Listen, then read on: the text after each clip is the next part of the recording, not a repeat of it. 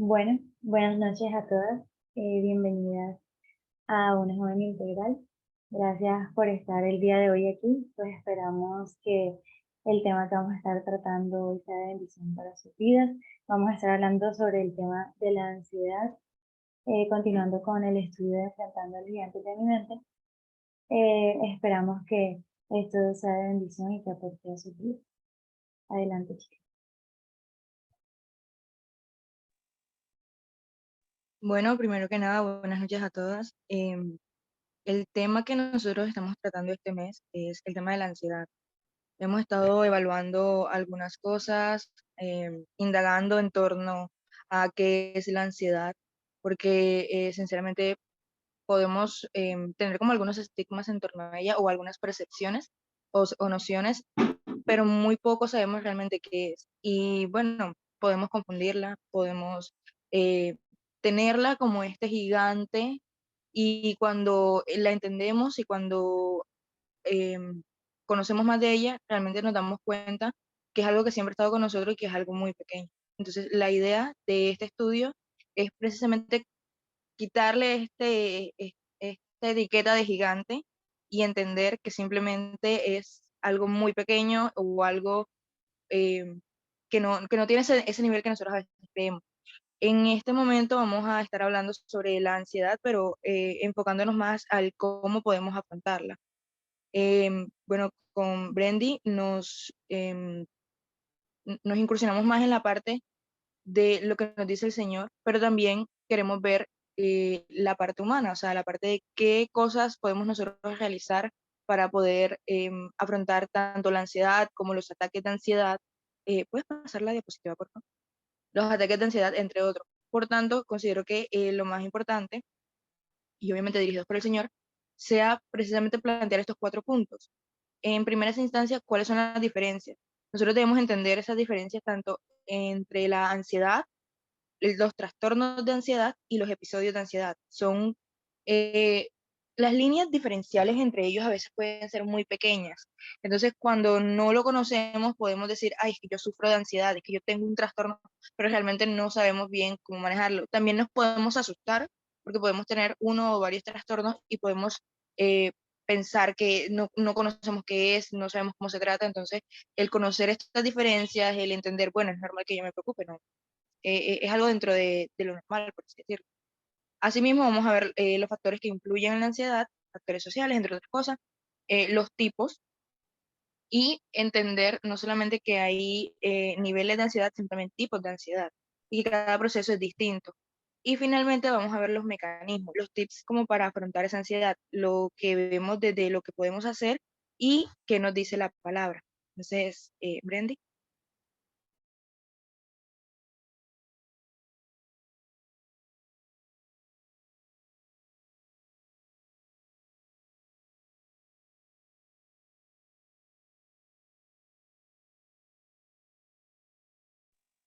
Brendy, tienes el audio apagado. Ya, perdón. Ya. Yo les voy a hablar sobre las diferencias entre la ansiedad, los trastornos de ansiedad y los episodios de ansiedad. La ansiedad es un sentimiento de miedo, temor, inquietud que puede causar cambios de sueño, de alteración de respiración o en la alimentación. Esta es la fuerza que nos impulsa a ocuparnos adecuadamente de personas o situaciones que lo requieren. El trastorno de ansiedad es necesaria, la ansiedad es necesaria para la supervivencia y la experimentamos todos. Puede ser al momento de presentar un examen o en cualquier situación de nuestra vida diaria. Sin embargo, los trastornos de ansiedad no son adaptivos y no favorecen a la supervivencia.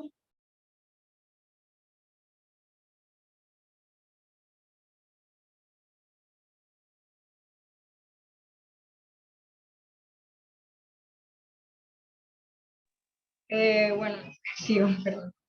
Que este puede generar síntomas en las actividades de la vida diaria, como bajo desempeño en el trabajo, en la escuela, y cambiar las relaciones personales. Los episodios de ansiedad son estados de extrema ansiedad con breve duración y rápida instauración, que se acompañan de síntomas físicos como la sensación de falta de aire, palpitación y presión en el pecho, mareo o miedo a perder el control. Bueno, ahora hablemos de los factores que influyen en la ansiedad. Ahí encontramos tres factores: el social, el personal y la relación con Dios. El social y el personal son los dos más comunes que el mundo usa, pero la Biblia nos enseña el de la relación con Dios.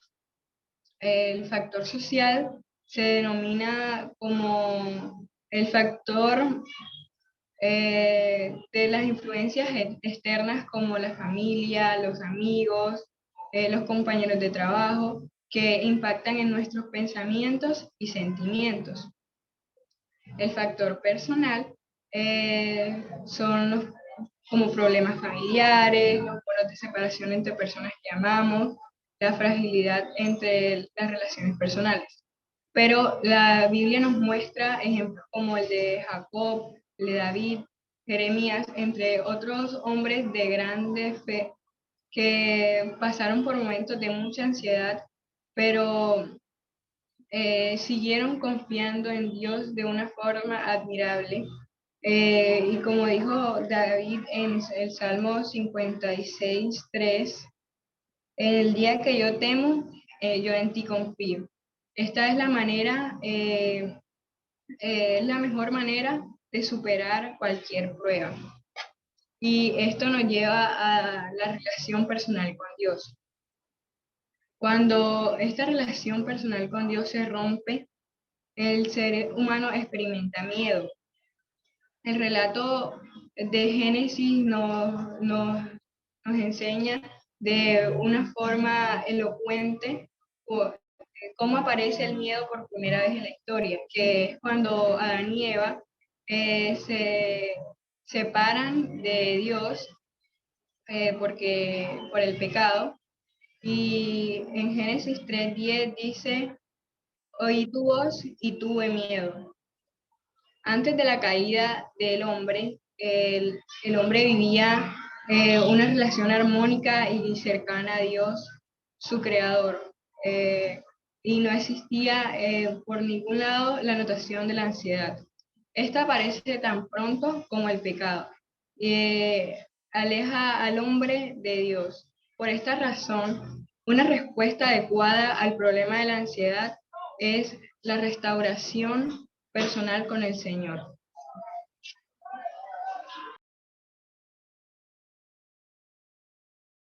Maye. Bueno, continuando adentrándonos un poco más en los tipos de ansiedad y también complementando un poco con lo que decía Brendy, en la Biblia encontramos muchos ejemplos de personas de grande fe que experimentaron ansiedad. Si vemos el ejemplo de Elías, por ejemplo, Elías experimentó no solamente ansiedad, sino también depresión. E incluso, bueno, vemos en su historia que él le pide al mismo Señor que le quite la vida. O sea, él huye por ese miedo. O sea, es una reacción ante una situación. Si vemos en Moisés, cuando el Señor llama a Moisés y le dice que vaya, que hable, él dice: soy tardo de lengua. Entonces es ese miedo de pronto ante una situación, pues, en su caso muy compleja, pero nosotros siempre tenemos que recordar que el Señor está con nosotros. El Señor eh, nos manda continuamente a que, bueno, primero que nada tenemos que recordar que el Señor nos manda a que seamos fuertes y que seamos valientes.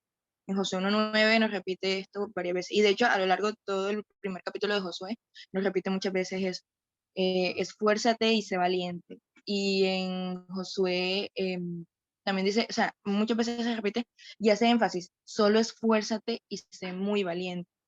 ¿Es complicado esforzarnos? Sí. ¿Es complicado ser valiente? Sí.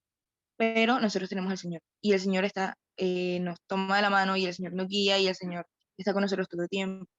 ¿Qué pasa cuando están los tipos de ansiedad? Bueno, la ansiedad en sí, desde algo tan sencillo. A veces nos enfocamos tanto en esta ansiedad o en esta situación o esto que puede que pase, puede que no pase, pero nuestra mente a veces, eh, por así decirlo, se arma unas películas impresionantes. Eh, a veces nosotros olvidamos la confianza en el Señor. Y no significa que, ok, entonces si yo tengo ansiedad es porque no confío en el Señor. No, no significa eso. Todos podemos tener ansiedad porque es una reacción ante un peligro, una reacción normal que nos lleva a estar alerta.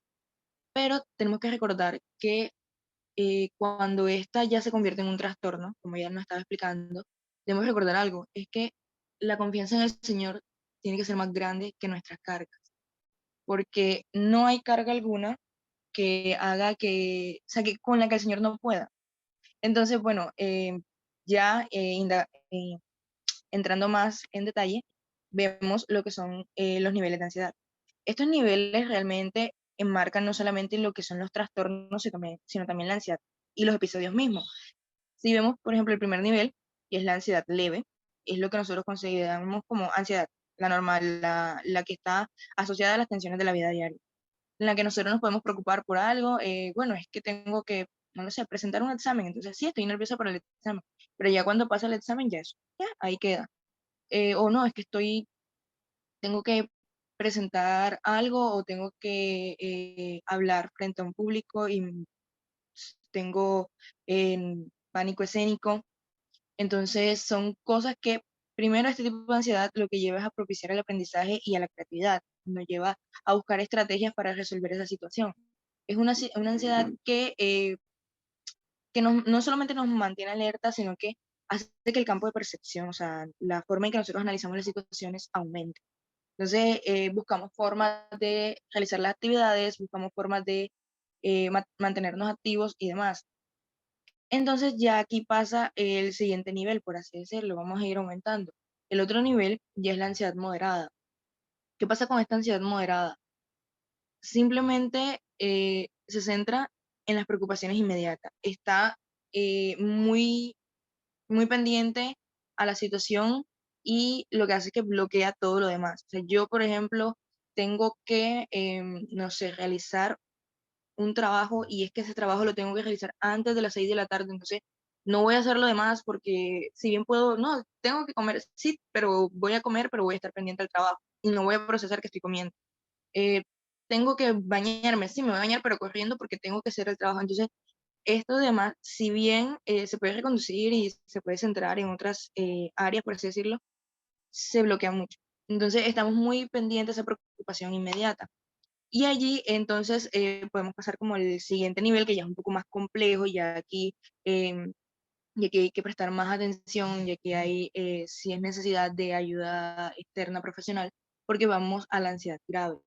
En la ansiedad grave ya hay una reducción significativa del campo de percepción, o sea, ya es muy complicado concentrarse, ya solamente estás en algo, pensando en algo y no hay nada a tu alrededor que puedas hacer porque simplemente estás, o toda tu conducta, todo lo que tú haces, toda tu forma de actuar y esto, este, o todas tus acciones, más bien eso, todas tus acciones van a estar en aliviar esa ansiedad y en estar en esa preocupación y en quitar esa preocupación. ¿Y qué pasa cuando la preocupación no es real?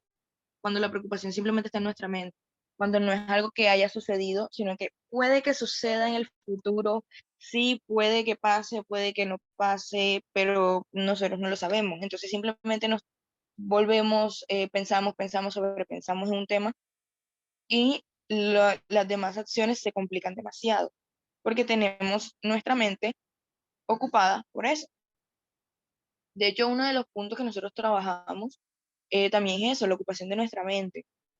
Obviamente es algo complicado, pero nosotros debemos saber poder distribuir el tiempo en que podemos realizar diferentes actividades y que si bien puede existir ansiedad por cosas que no han pasado, que intentemos no pensar en ello, pero de todas maneras, si sucede esto, nosotros podemos seguir haciendo otras actividades, porque entonces ya pasaría al nivel mayor. El nivel mayor es la angustia.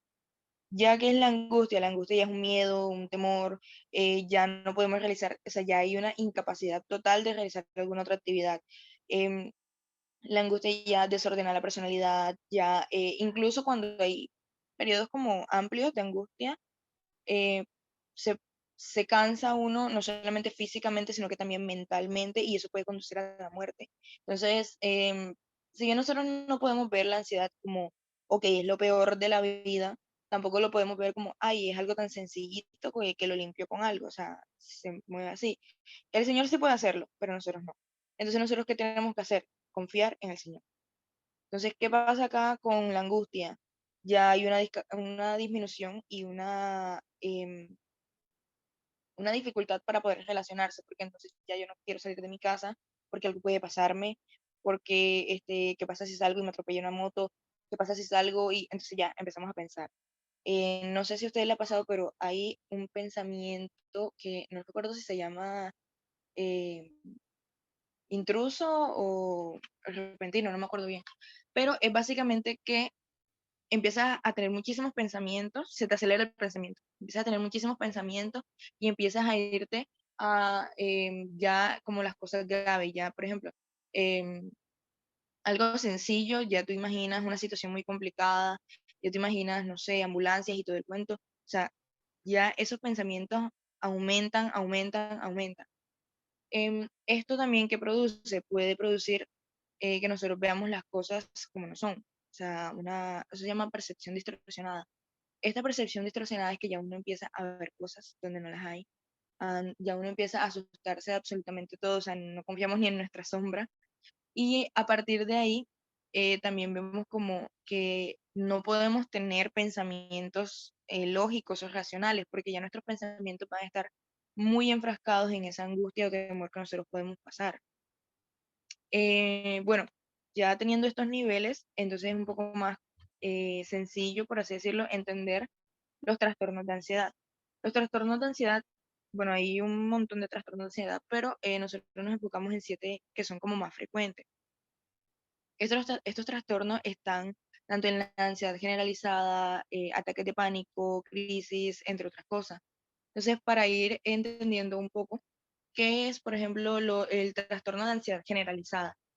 Son, bueno, estas personas que ya uno puede decir como que se preocupan por tareas domésticas, el trabajo, la familia, entre otras cosas, la salud, y pasan una parte del día o del tiempo pensando en eso. Sin embargo, em, estos pensamientos no son como tan graves, pero si vienen acompañados de algunos síntomas físicos o algunos movimientos físicos, por ejemplo.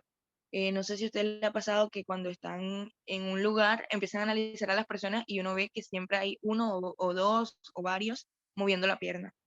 Eso es un ejemplo de eso, de que, por ejemplo, no quiere estar en el lugar o está pensando en otra cosa o necesita hacer ese movimiento porque necesita, o sea, en su interior él necesita moverse.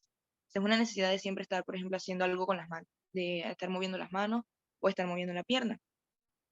Eso también se puede acompañar de dificultad para dormir, por ejemplo, cuando uno está pensando mucho en, es que yo debo esto, es que yo tengo que hacer esto, tengo que pasar esta materia, no he hablado de este tema, estoy viendo que se me dificulta aprender esto. O sea, cuando uno piensa mucho en diferentes cosas, tiende a padecer insomnio u otras cosas.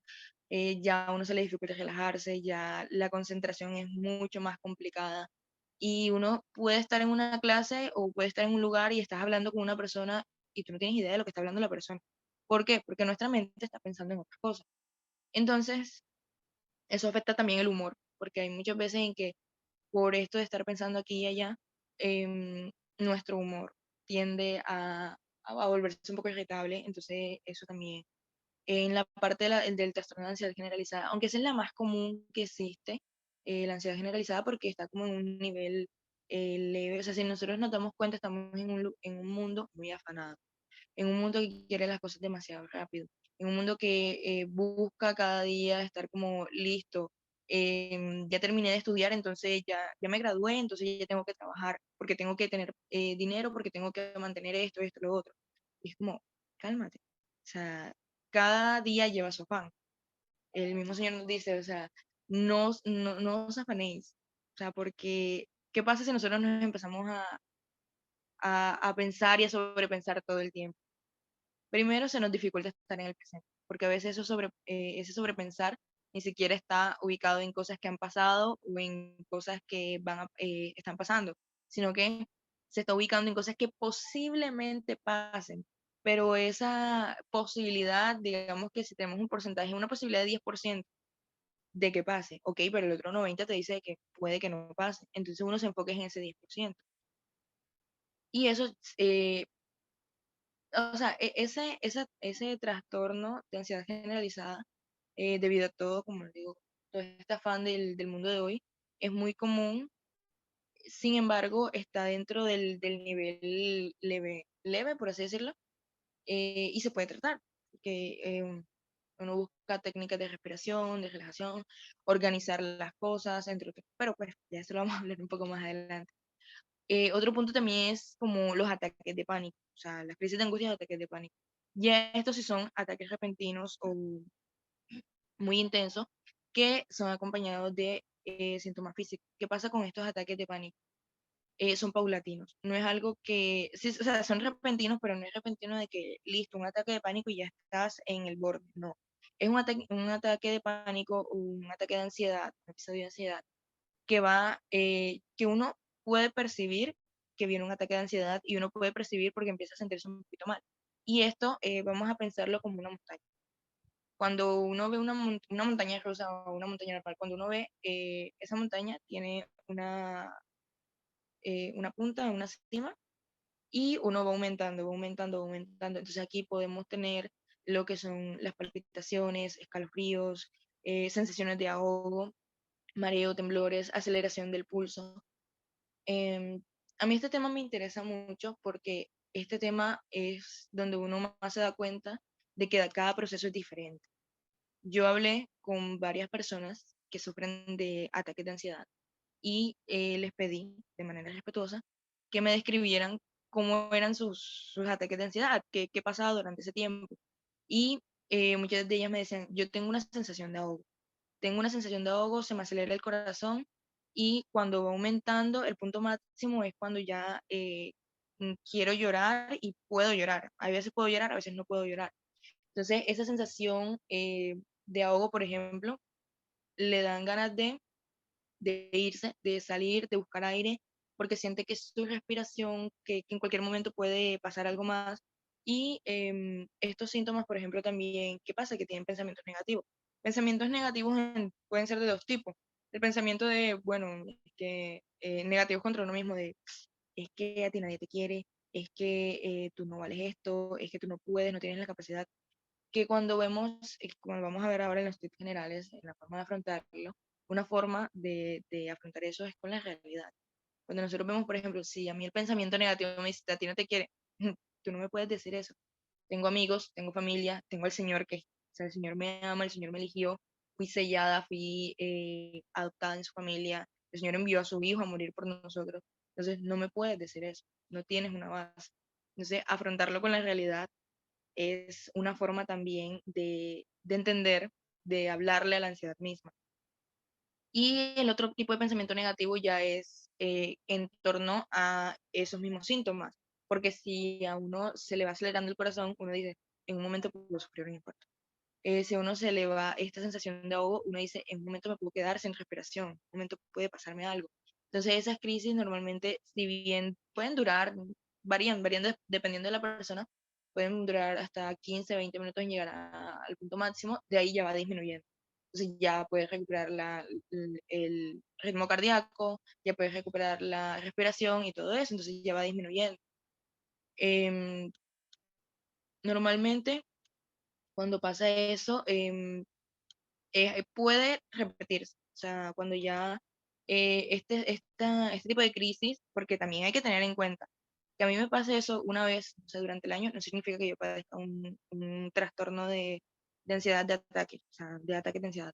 Pero cuando ya es algo de manera repetitiva, puede que sea. Sin embargo, pues siempre se necesita una, am, ¿cómo se dice? Valoración médica, porque nosotros no podemos autodiagnosticarnos. Por mucho que nosotros digamos, es que Google me dice que yo tengo todo esto, entonces yo tengo.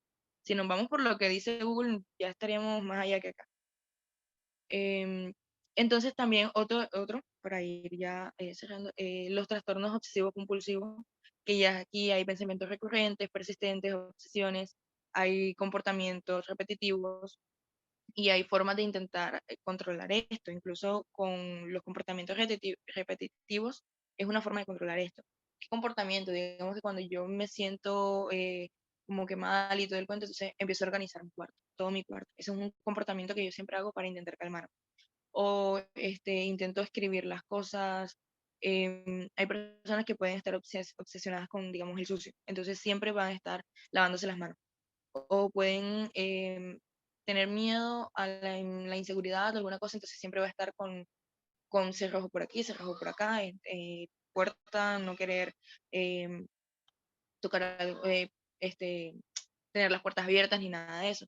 Entonces, a estas personas con un trastorno obsesivo compulsivo pueden preocuparse, pueden tener preocupaciones como leves, pero también pueden tener preocupaciones que ya se les dificulten. Por ejemplo, hay personas que son acumuladoras, creo que es el nombre, que por algún motivo están obsesionadas con ese tipo de cosas y empiezan a acumular objetos y ahí hay muchas veces que no son conscientes. Entonces, ese es otro tipo de trastorno que también se puede tratar. Están las fobias específicas, en este no voy a abarcar tanto porque simplemente es cuando ya hay un miedo fijo o sea, miedo intenso, obviamente, de manera inconsciente, ya sea a objetos, situaciones. Por ejemplo, están las personas que le tienen miedo a volar un avión, obviamente, o algunos animales. Yo, por ejemplo, en lo personal, yo no digo que sea una fobia, de pronto sí, pero yo tengo síntomas físicos cuando yo veo los sapos. Yo, el miedo es muy irracional, porque un sapo no me va a hacer nada, pero yo tengo síntomas físicos, entonces siento una sensación muy fea, siento una sensación como, como de que no lo puedo ni siquiera ver en imágenes porque, o sea, me produce algo físicamente, tengo la necesidad de mover las manos porque siento que el sapo puede venir hacia mí, y es algo sencillo, o sea, ¿quién le tiene miedo a eso? Hay personas que le tienen fobia a eso, hay personas que le tienen fobia a volar, porque sienten que en cualquier momento se les puede pasar un montón de cosas. Entonces, estas cosas son cositas sencillas, cositas ya un poquito más grandes, entre otras cosas, pero son fobias específicas. De las otras fobias, simplemente por mencionarla, está la fobia social, que bueno, ya es cuando hay un miedo intenso o persistente en que, por ejemplo, estés en un lugar con muchas personas y puedas verte humillado, puedas verte avergonzado ante ellos. O sea, las personas con esto tienden a juzgar de manera negativa, o sea, siempre están como muy preocupados por síntomas que puedan parecerle a ellos mismos. O sea, pueden, pueden verse, por ejemplo, preocupados porque se puedan ruborizar ante otras personas o porque puedan temblar, entre otras cosas. Entonces, este tipo de fobia social evitan pues, ubicarse en estos lugares. Por ejemplo, hay personas que tienen miedo a hablar en público o a comer en público. Hay otras que se les dificultan las relaciones sociales e incluso hay personas que desde algo sencillo, no, yo no corro en público porque no me gusta que me vean comer, no me gusta que me vean comer, no me gusta que me vean, o sea, es como, siento que en algún momento me pueden utilizar este procedimiento, esta acción sencilla para hacerme humillarme o para hacerme daño o alguna cosa así. Entonces es un tipo de fobia social. Está la agorafobia, que ya es como que determinados espacios o situaciones, yo aquí no quiero estar, yo necesito irme, yo tengo este miedo, las multitudes de gente, hay algunos lugares específicos que no le gustan, como por ejemplo los lugares cerrados o los túneles porque son muy oscuros, o algunos vehículos, por ejemplo trenes, aviones, no les gusta porque siente que pueden pasar cosas ahí. Entonces, ese miedo, eh, pueden realizar esas acciones, pero solo se van acompañados. Entonces, la mayoría de veces hay trastornos que se dan de manera simultánea, no es como que, ay, tengo un trastorno y listo, solo. Se pueden ver, por ejemplo, la agorafobia se puede dar al tiempo que está el trastorno de angustia, el de pánico, o se puede dar al tiempo del anterior que mencioné, que era la fobia social. Entonces, ese tipo de situaciones. Y finalmente está lo que es el trastorno por estrés postraumáticos, que ya eso es un poco más complicado. Eso se da más que nada cuando se ha vivido un miedo muy intenso. Normalmente ese miedo que tenemos, o bueno, perdón, que las personas con este trastorno pueden tener, es porque han vivido una situación muy compleja y pues les dejó secuelas. Por ejemplo, las personas que combatieron en guerras o las personas que han pasado por desplazamientos sociales o incluso, pues lamentablemente, personas que hayan pasado por violaciones o por maltratos físicos, psicológicos, verbales, entre otras cosas. O sea, ese miedo de que te puedan hacer daño por esto que viviste puede persistir en tu presente, aunque ya esto que viviste haya pasado antes. Entonces, ese tipo de estrés usualmente se representa no solamente cuando uno está durante el día, sino también en las pesadillas al dormir, porque puedes revivir todas esas cosas. Entonces ya para abarcar más, o sea, ya teniendo un poquito de conocimiento de algunos tipos de ansiedad que existen, ¿ves? Pasar la diapo, por favor. Ya debemos como más centrarnos, entonces, bueno, existe la ansiedad, existen los trastornos de ansiedad, eh, mm, si bien no es algo en lo que uno se pueda autodiagnosticar, porque no es que, sí, mira, yo cumplo con estos requisitos, no, hay unas valoraciones médicas para ello. Porque a veces uno puede estar pasando, no sé, un momento de miedo, que es completamente normal, y en su mente ya no, ya uno tiene la ansiedad, ya uno tiene trastorno por esto y esto.